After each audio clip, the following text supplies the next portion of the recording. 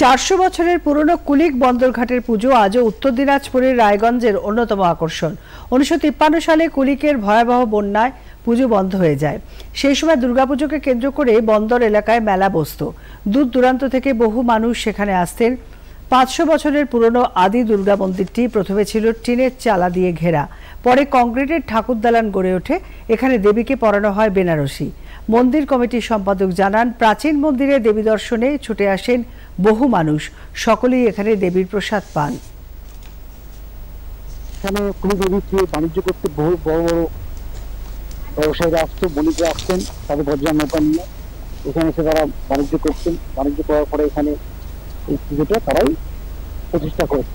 অনেকে বলে যে আমাদের কোনো সাধু স্বপ্ন দেখতে এসে এখানে প্রতিষ্ঠা করে।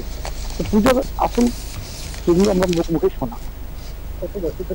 এই পুজোর বছর আনুমানিক 500-600 বছর। পুজোর মূল আকর্ষণ হচ্ছে আমাদের মা একতলা মায়ের এখানে মা খুব জাগ্রত। মায়ের এখানে আপনার যখন পশ্চিম দিনাজপুর ছিল তখন বালুঘাট, যেটা আমার বর্তমান দক্ষিণ দিনাজপুর, সেখান থেকে এবং মালদা, বিহার, বিভিন্ন জায়গাতে প্রচুর লোক আসে। অষ্টমীর দিন ডালা নিয়ে প্রচুর ডালা মনত পড়ে। এখান থেকে বোঝা যায় যে মায়ের জাগ্রত তাদের ছড়িয়ে রয়েছে। অনেকের মনোবাসনা পূর্ণ হয়। তারা এখানে এসে বিভিন্ন রকম অলঙ্কার বস্ত্রাদি দান করে যান।